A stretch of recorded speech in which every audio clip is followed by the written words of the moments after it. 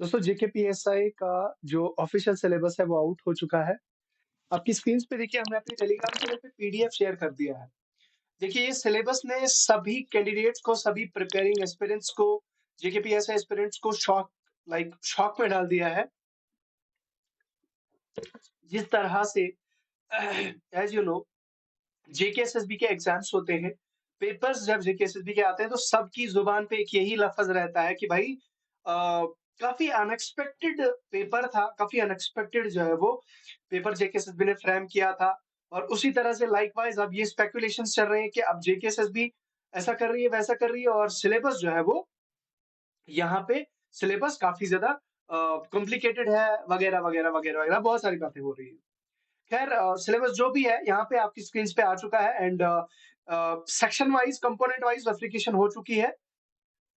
अब देखिए यहाँ पे पहला डिस्क्लेमर जो मेरा आपके लिए होगा वो ये कि मुझे यहाँ पे कोई भी किसी तरह का कोई मॉक टेस्ट या मुझे कोई कोर्स पर सेल नहीं करना, जो मैं आपको बोलूंगा कि लालच दूंगा वगैरह वगैरह चीजें कहूंगा। No, this is going to be a very raw and very honest and genuine discussion। तो मैं आपसे रिक्वेस्ट करूंगा कि आप इस वीडियो को एंड तक देखिए, और मैं चाहूंगा कि आप अपना टाइम थोड़ा स्पेंड करें 1.5x पे करके, आप इस वीडियो को जरूर देखें, because I am going to share some important things with you all. देखिए पहली बात तो ये कि जो सिलेबस है, सिलेबस पहले पहले वाला जो सिलेबस था हमारे पास, पहले वाला सिलेबस डायरेक्टली हमारे पास सीधा टॉपिक्स मेंशन थे, कोई भी सेक्शन वाइज कंपोनेंट्स डिस्ट्रीब्यूटेड नहीं थे। पहला भी जो है वो जब पहला सिलेबस आया था जेकेपीएसआई का, उस टाइम पे भी बच्चे वर शॉक्ड, और बच्चे ये बोल रहे थे कि भाई डिकोड नहीं होगा, डिकोड करके दीजिए। अब हमसे डिकोड नहीं होगा सिलेबस, कैसे इसको प्रिपेयर करना है, क्या करना चाहिए। उस टाइम पे भी, उस मोमेंट पे भी बच्चे काफी ज्यादा कंफ्यूज हुए थे सिलेबस को लेके। नाउ अब जब जेकेएसएसबी ने कंपोनेंट वाइज सिलेबस दे दिया, और ये कंपोनेंट वाइज भी देखिए कैंडिडेट्स आर लाइक कंफ्यूज्ड कि भाई क्या किया जाए। पहली बात तो ये कि जो मैंने एनालिसिस किया सिलेबस का, मैंने थोड़ा टाइम लिया, काफी जो है वो डीपली मैंने एनालाइज किया सिलेबस को, और जो मैंने खुद की लाइक यहाँ पे ऑब्जर्वेशंस करी, मेरी ऑब्जर्वेशंस के बेसिस पे ये जो बफरिकेशन हुआ है कंपोनेंट वाइज, यहाँ पे ये बहुत अच्छी बात है, ये हुआ है। क्यों? क्योंकि यहाँ पे होता क्या है बेसिकली, जब आपका सिलेबस जो है वो लाइक कंपोनेंट वाइज नहीं होता है, डायरेक्टली नहीं होता है, तो आपको नहीं पता कौन से सेक्शन से किस, मतलब कितना पढ़ना होता है आपको। बहुत सारे लोग वर्ल्ड ज्योग्राफी पढ़ने लग जाते हैं, वर्ल्ड हिस्ट्री पढ़ने लग जाते हैं, यू नो वर्ल्ड लेवल की जीएस पढ़ने लग जाते हैं, बहुत बहुत ज्यादा। कोई पता नहीं था आपको पिछले वाले सिलेबस में कि भाई कितना ज्यादा डीप आपको जाना है। ठीक है, उसमें मतलब जीएस का कोई एंड नहीं था। और उसके बाद अगर हम बात करें, जो जीएस, जो बाकी रीजनिंग वाला, मैथ्स वाला कंपोनेंट था, इंग्लिश वाला था, और कंप्यूटर वाला पोर्शन था, वो कंपैरेटिवली थोड़ा सा कम था।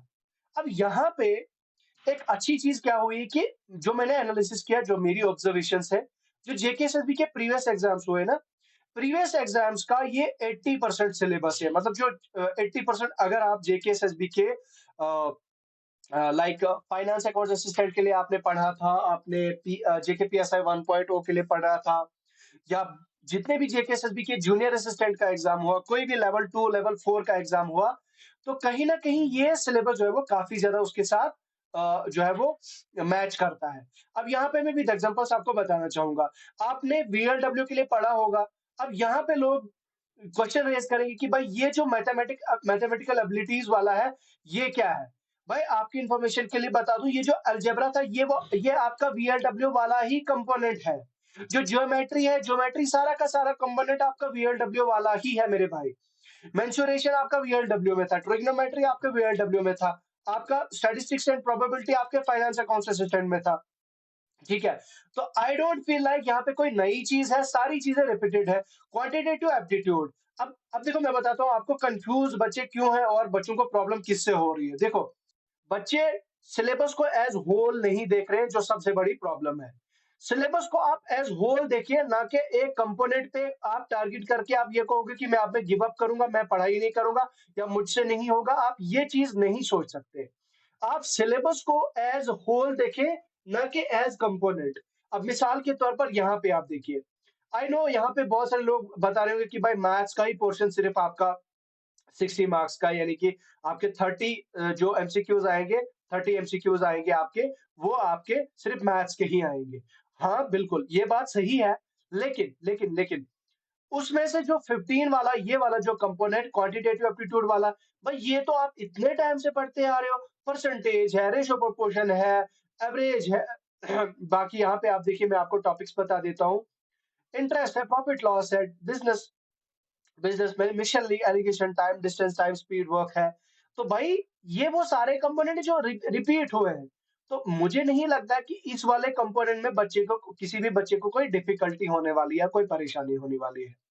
सेकंडली, अब प्रॉब्लम क्या हो रही है कि एक इसको देख के और दूसरा जो मैथमेटिकल एबिलिटीज वाला देख के बच्चे 60 मार्क्स का डर गए कि भाई 60 नंबर का ये होगा तो बस मैथ्स हम से होगा नहीं।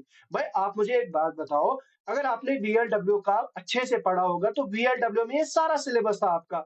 ये देखिए, आप एडवांस पोर्शन वाला जो आपका अलजेब्रा है, linear equation in two variables, आपको याद होगा। ठीक है। उसके बाद यहाँ पे बताया भी गया है कि basic algebraic identity school algebra, मतलब जो बेसिक होता है अलजेब्रा, वो बेसिक अलजेब्रा पे आपके यहाँ पे क्वेश्चंस होंगे, ठीक है। उसके बाद ये जियोमेट्री आपका मतलब आपका वीएलडब्ल्यू वाला है। तो मैं आपको यहाँ पे बता देना चाहता हूँ, अगर आपने वीएलडब्ल्यू के लिए बहुत अच्छे से पढ़ा था, अच्छी तैयारी की थी आपने, तो then it is your cup of tea, then it will be very easy for you. अब मैं आपको थोड़ा सा एक्सप्लेन करता हूँ सिलेबस को। देखो यार, 40 मार्क्स की रीजनिंग है और 60 मार्क्स का आपका मैथ्स है। यहाँ पे देखिए, ये वाला कंपोनेंट, एक ये और ये आपका 50% ऑफ द सिलेबस बनाता है। ठीक है। उसके बाद जो जीएस है, जीएस आपका सिर्फ 40 मार्क्स का है। और उसके बाद अगर हम बात करें कंप्यूटर की और इंग्लिश की और मतलब कंप्यूटर की और इंग्लिश की, तो ये बन जाता है आपका, इस तरह से जो है वो आपका सिलेबस बन जाता है। अब अगर हम जीएस को हम एक्सक्लूड करें, जो हम पिछले लाइक हमने डिस्कशंस करी थी, एक आता है आपका कंप्यूटर, एक आता है आपका इंग्लिश, और आपका आता है रीजनिंग और आपके मैथमेटिक्स। भाई 80% 90% ऑफ द सिलेबस यही कंपोनेंट है आपके। आपका जो रीजनिंग आपका, मतलब 80% ऑफ द सिलेबस आपका यही है। ठीक है, 80% ऑफ द सिलेबस यही है। जो 20% है वो है आपका जीए या जीके। ठीक है।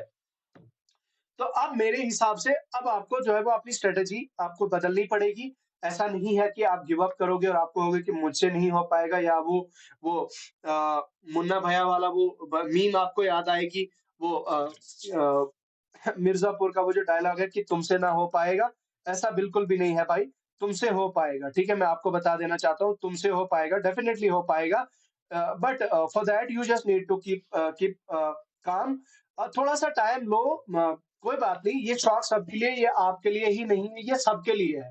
अगर कोई अगर कोई काफी ज्यादा ब्रिलियंट है, अगर कोई रीजनिंग मैथ्स बैकग्राउंड का बच्चा है, उसके लिए भी ये शॉकिंग है, क्योंकि बच्चों ने सिलेबस ऑलरेडी कवर कर लिया था। बच्चे जीएस पे इतना ज्यादा टाइम दे रहे थे, तो कहीं ना कहीं ये सबके लिए शॉकिंग है। But at the same time advantage भी है आप सब लोगों के लिए। अब आपको वर्ल्ड लेवल जियोग्राफी नहीं पढ़नी पड़ेगी, अब आपको वर्ल्ड लेवल हिस्ट्री नहीं पढ़नी पड़ेगी। You just have to cover the basic aspects only. यहाँ पे देखिए, जो जनरल इंटेलिजेंस एंड रीजनिंग है, भाई रीजनिंग वही है जो जेकेएसएसबी के प्रीवियस एग्जाम्स में आता है। ठीक है। अब आप यहाँ पे वर्ड बाय वर्ड पढ़ने लग जाओगे तो आप सीधा, आई नो बहुत सारे लोग डर गए होंगे, बट ऐसा कुछ भी नहीं है, ये वही है, प्रीवियस सिलेबस ही है आपका। आप देखिए, आपका जो जीएस है, जीएस में आपका क्या रहेगा, हिस्ट्री आएगा, आर्ट एंड कल्चर रहेगा, आपका ज्योग्राफी रहेगी, इकोनॉमिक्स रहेगी। उसके बाद पॉलिसीज, मतलब special reference with Jammu and Kashmir है, स्पोर्ट्स है, साइंस है, साइंटिफिक रिसर्च है, पीपल इन न्यूज है, करंट अफेयर्स है। तो ये इतना जो है वो आपका सिलेबस यहाँ पे रहेगा। और यहाँ पे बताया गया कि इन्वायरमेंट अराउंड ही, जनरल इन्वायरमेंट अराउंड ही आपके जनरल साइंस के आपके क्वेश्चंस होंगे। ठीक है, जनरल साइंस आपका होगा। तो ओवरऑल ये सिलेबस जो है वो इतना टफ नहीं है, इतना कॉम्प्लिकेटेड नहीं है, जितना बच्चे इसको बना रहे हैं। सबसे मोस्ट इंपॉर्टेंट चीज यहाँ पे क्या है दोस्तों, की part A, B and D, ये आपके ग्रेजुएशन लेवल के होंगे। मैं आपको दिखा देता हूँ। यहाँ पे देखिए, पार्ट आपका, एक पार्ट आ गया आपका ए, दूसरा पार्ट आ गया आपका बी, और तीसरा पार्ट आ गया आपका डी। ये तीन आपके ग्रेजुएशन लेवल के होंगे, ये तीन आपके ग्रेजुएशन लेवल के होंगे। और बाकी जो होगा वो आपका मैथमेटिक्स, मतलब 10th लेवल का होगा। आपका कंप्यूटर 10th लेवल का होगा। आपका मैथ्स जो ये होगा यहाँ पे देखिए और क्वांटिटेटिव एप्टीट्यूड होगा, ये आपका 10th लेवल का होगा। तो भाई ये भी जेकेएसएसबी ने यहाँ पे मेंशन करके रखा हुआ है, यहाँ पे देखिए आप नीचे लास्ट पे। तो आपका जो है वो 10th लेवल का, तो इसलिए आपको डरने की ज़रूरत नहीं है। कंप्यूटर आपका मैक्सिमम लोगों का पढ़ा हुआ होगा। मैथमेटिक्स आप लोगों ने पढ़ लिया होगा। रीजनिंग, अच्छा इंग्लिश है, इंग्लिश में भी आपने मैक्सिमम लोगों ने पढ़ ही ली होगी इंग्लिश, जो इतने टाइम से पढ़ रहे हैं, तो उनको मुझे नहीं लगता है कि इंग्लिश में आप और मेहनत करने की ज़रूरत है, ठीक है? अ, तो बस यही कहूँगा दोस्तों कि अब जो स्ट्रैटेजी सही सही अपनाएगा, वही खेल जाएगा, वही तगड़े लेवल का जो है वो परफॉर्मेंस देगा अपना। बाकी यार बाकी यार मेरे लास्ट वर्ड्स यही हैं कि इसमें कोई नई चीज़ कुछ नहीं है। वही सारी कॉपी पेस्ट चीज़ें हैं जेकेएसएसबी का, जो जेकेएसएसबी डालती है सिलेबस में, वही चीज़ें हैं। हाँ, जो सेक्शन वाइज़ डिस्ट्रीब्यूशन है वो थोड़ा डिफरेंट है, और डिफरेंट क्या चीज़ हुई है कि 200 मार्क्स का आपका जो है वो पेपर रहेगा। 100 क्वेश्चन आपके होंगे, 1 क्वेश्चन आपका 2 मार्क्स का होगा। जैसे हमारा सीपीओ में होता है, एसएससी सीपीओ में होता है, ठीक है? तो लाइक 200 मार्क्स का वहाँ पे भी होता है, लेकिन वहाँ पे टाइम ड्यूरेशन आपको सिर्फ़ 1 घंटे में करना होता है। लेकिन यहाँ पे मज़े की बात ये है कि भाई हमारे पास 2 घंटे होंगे। तो आप देख रहे हो एडवांटेज, हमें कितना बड़ा एडवांटेज है। तो बस लग जाओ अपनी मेहनत में, थोड़ा-सा टाइम लो, समय लो, थोड़ा-सा प्रोसेस करो इसको। स्ट्रैटेजी को थोड़ा-सा रिवाइज़ करो, रिविज़िट करो, and then I wish you all the very best. आप you will crack it, you will definitely go through it. तो अ, बाकी यार आप सब लोगों के लिए मेरी विशेष साथ है। आपको सेक्शन स्ट्रैटेजी चाहिए तो आप मुझे बताइएगा। I will definitely help you out. I will definitely help you all. तो चलिए, मुझे लगता है फिलहाल अभी के लिए इतना ही है। मुझे दीजिए इजाज़त। हमारे साथ जुड़ने के लिए हमारे Telegram channel the exam counsellor को आप जॉइन कर सकते हैं। टेलीग्राम चैनल का लिंक आपको वीडियो के डिस्क्रिप्शन में मिल जाएगा। बहुत-बहुत